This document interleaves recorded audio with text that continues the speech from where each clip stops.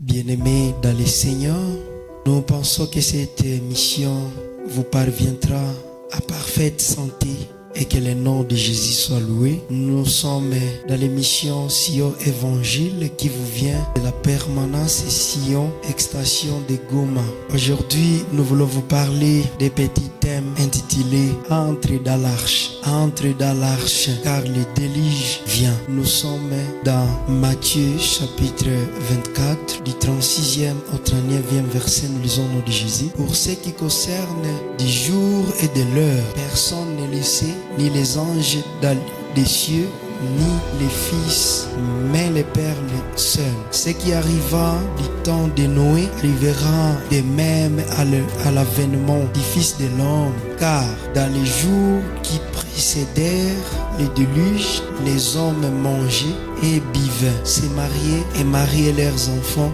jusqu'au jour où Noé entra dans l'arche, et ils ne se doutèrent de rien jusqu'à ce que le déluge vint et les emporta tous. Il en sera de même à l'avènement du Fils de l'homme. Bien-aimés, la lecture que nous venons de faire est très importante pour notre avenir. Nous écoutons les prédicateurs dire que nous arrivons au temps de fin, et c'est vrai. Mais dans ce passage, on nous dit que lorsque nous allons approcher le temps de la fin, à l'approche de l'avènement du Fils de l'homme Jésus, il y a quelque chose qui va se passer. C'est que les hommes vont entrer dans une distraction, comme à ces jours de Noé. Les gens mangeaient, buvaient, se mariaient, ils travaillaient. Ce n'est pas mauvais de le faire, mais cela veut dire que les gens étaient embrouillés, emportés par les choses courantes de la vie, alors qu'il y avait quelque chose qui se préparait sous coulisses, il y avait quelque chose qui se préparait dans les visibles, il y avait quelque chose à venir. C'est-à-dire que les gens étaient habitués à la vie courante, ils savaient que demain ça sera toujours comme aujourd'hui, comme hier, ils ne se doutèrent de rien. Mais dans le plan de Dieu, il y avait quelque chose qui se préparait, il y avait quelque chose qui se préparait, et c'est le déluge. Les déluges, il y avait un grand problème qui les guettait. Il y avait un danger qui était au-devant d'eux. Et c'est là puisque le Seigneur avait arrêté dans son cœur, il va faire périr toute chair. Rentrons dans le livre de Genèse chapitre 6, le 5e verset. La parole nous dit: l'Éternel vit que la méchanceté des hommes était grande sur la terre, et que toutes les pensées de leur cœur se portaient chaque jour uniquement vers le mal. Alors l'Éternel se répandit d'avoir fait l'homme sur la terre, et il fit affliger en son cœur. Et l'Éternel dit: j'exterminerai de la face de la terre l'homme que j'ai créé, depuis l'homme jusqu'au bétail, aux reptiles et aux oiseaux du ciel, car je me répands de les avoir faits. Mais Noé trouva grâce aux yeux de l'Éternel. Bien-aimé, s'il y a un jour où le Seigneur s'est répandu d'avoir créé l'homme sur la terre, c'est pendant cette période, puisque la méchanceté était accrue à un niveau intolérable. Les cœurs des hommes étaient portés chaque jour vers le mal. Tout le monde pensait: comment je vais faire le mal, comment je vais faire le mal, quel mal je peux encore faire. Toutes les pensées étaient corrompues. Alors cela avait affligé le cœur de Dieu. Signifie, mon frère, vous qui m'écoutez aujourd'hui, ces temps-là, c'est notre temps. Cette génération, c'est notre génération où le mal s'est accru. Les gens se sentent à l'aise dans le mal que dans le bien. Le passé des hommes se porte toujours vers le mal. Beaucoup de gens ils vivent dans l'hypocrisie, les apparences. Quand on les voit de l'extérieur, apparemment ils sont vrais, apparemment ils font de bonnes choses, ils font le bien, mais la vie secrète, beaucoup ils sont dans les choses des ténèbres. Beaucoup ils sont dans les choses des ténèbres. Bien aimé, vous qui m'écoutez, peut-être que vous aussi, vous avez l'apparence de quelqu'un qui vit dans les bonnes choses, mais dans les secrets qu'est-ce que vous faites? Dans les secrets, peut-être, vous avez des choses que vous êtes en train de faire, mais qui ne sont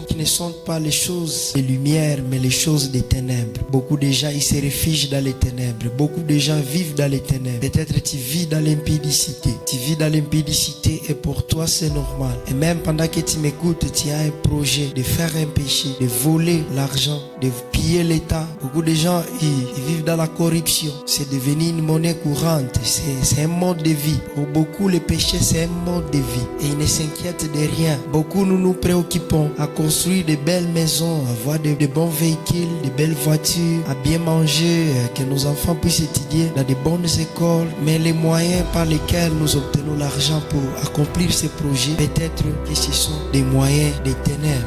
Peut-être que c'est l'argent sale, c'est l'argent obtenu par vol. Ce sont des biens mal acquis. D'autres gens, ils vivent grâce de tuer les autres. Ils vivent au détriment des autres. Les gens qui sont en train de mourir à Béni, par-ci par-là. Derrière ça, il y a les gens qui s'enrichissent. Derrière le sang déjà. Bien aimé, vous qui m'écoutez, si vous êtes derrière de tels mouvements, sachez que vous êtes dans la génération de Noé. La même génération, il faisait du mal. Quand nous voyons sur les images, les choses qui se passent chez nous à Béni, Bouni, à Lituri, franchement, on a des larmes aux yeux. Je vous assure que ce sont des humains qui sont derrière ces choses. Et il ne les faut pas pour rien. C'est puisqu'il y a des réseaux de gens qui en vivent, qui en profitent. Ils vivent au détriment des autres.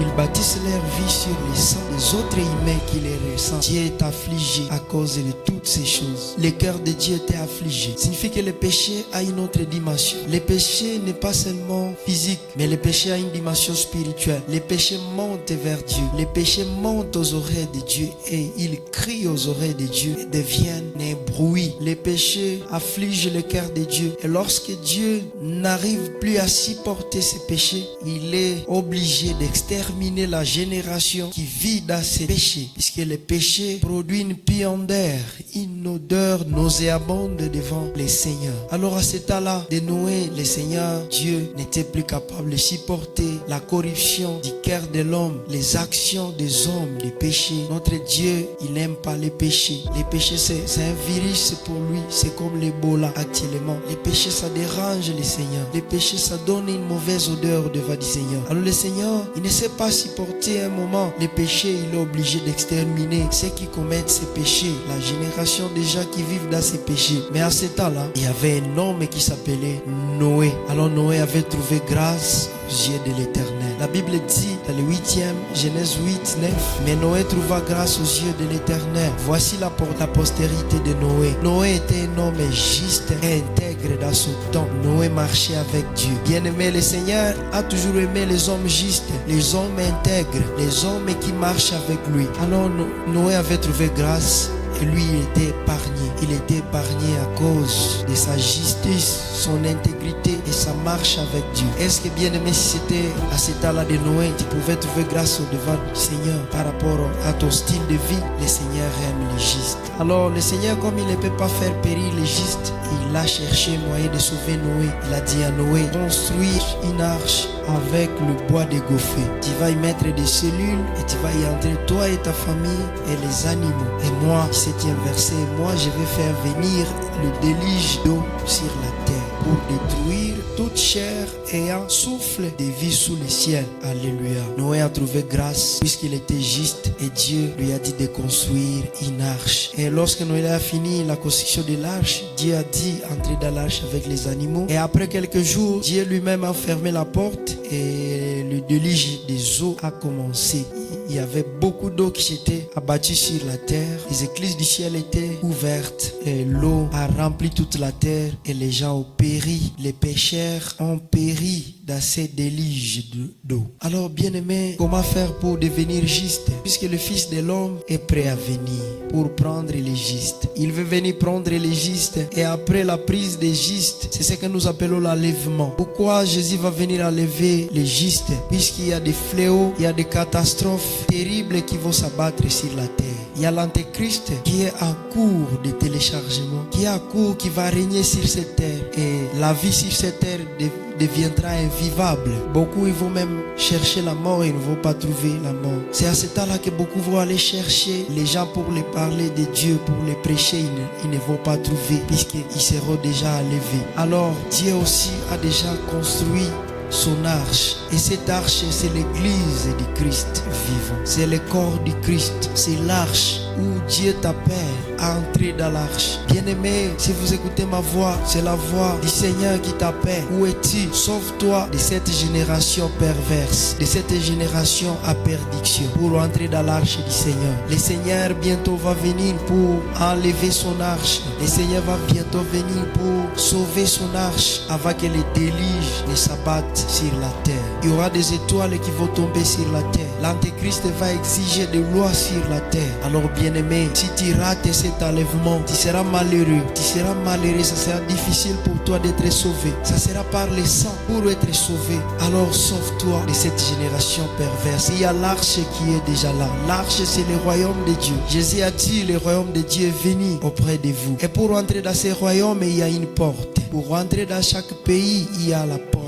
Il y a la douane, il y a la barrière où on doit passer, on doit avoir le visa pour entrer. Et nous, pour le royaume de Dieu est déjà là. Le royaume de Dieu est près de toi. Le royaume de Dieu est déjà venu dans le monde. Et pour entrer dans ce royaume, il y a une porte. Et Jésus dit dans Jean chapitre 10 verset 9, je suis la porte. Si quelqu'un entre par moi, il sera sauvé. Pour entrer dans ce royaume invisible, cette arche de Dieu, il suffit d'ouvrir ta vie à Jésus, de donner ta vie à Jésus, d'ouvrir ton cœur à Jésus. Et là directement, tu entres dans le royaume de Dieu. Tu entres dans l'arche de Noé. Tu entres dans l'arche de Jésus. Et quand le déluge va venir, Jésus va transporter son arche. Quand il y avait des déluges, les eaux ont transporté l'arche de Noé. Et Noé s'est sauvé, lui et toute sa famille. Bien-aimé, reçois Jésus. Jésus veut te sauver, toi et ta famille. Ouvre-lui la porte de ta vie. Donne ta vie à Jésus. Reviens à Jésus. Ouvre-lui ton cœur pour qu'il devienne le dirigeant de ta vie, le Seigneur de ta vie, le sauveur de ta vie. Et tu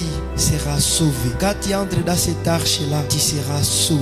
Quand tu entres dans cette arche-là, tu es sauvé. Quand tu entres dans le royaume de Dieu, tu es sauvé. Le royaume de Dieu est spirituel, mais il y a une porte, c'est Jésus. Reçois Jésus dans ta vie là où tu es. Accepte d'abandonner les choses de ce monde, les choses vaines de ce monde, puisque tu peux mourir demain ou après-demain. Tu vas laisser toutes ces choses, passer toute ton éternité dans l'enfer, dans la gêne là où il y a le pleurs et le graissement des dents pour l'éternité. Mais Jésus veut que tu puisses entrer dans son arche, dans son église, dans son royaume. Dès que tu entres dans ce royaume invisible, spirituel, qui existe sur cette terre, là tu es sauvé. Et lorsque Jésus va venir, il va venir te transporter. Il va venir t'enlever avec son église pour vivre éternellement avec Dieu. Et si tu es prêt à le recevoir, tu vas prier après moi. Fais-le de tout ton cœur. Seigneur Jésus, j'ai besoin de toi. Merci d'être mort sur la croix pour mes péchés. Pardonne-moi et sanctifie-moi par ton sang de tous mes péchés. Je viens d'entendre ta parole et je suis prêt à t'ouvrir mon cœur, à te donner toute ma vie. Deviens mon seul Seigneur et mon seul Sauveur. Fais de moi la personne que tu désires que je sois. Merci pour le pardon de mes péchés, pour la vie éternelle. Amen. Bien-aimés, c'était votre émission Sion Évangile qui vous vient de la permanence Sion Goma. Et si vous voulez nous visiter ou vous joindre à nous, nous sommes partout à Butembo, à Kasindi, à Beni, à Goma, à Bukavu, à Kinshasa, à Kisangani, à Bunia, à Mambasa, Luimba, à Makoro, même à Kampala. Si vous voulez nous contacter, n'hésitez pas à nous appeler ou à nous faire un WhatsApp sur les numéros qui s'affichent à l'écran. Que Dieu vous bénisse. À la prochaine occasion. Et marchez, ne cessez de marcher avec Jésus. Merci.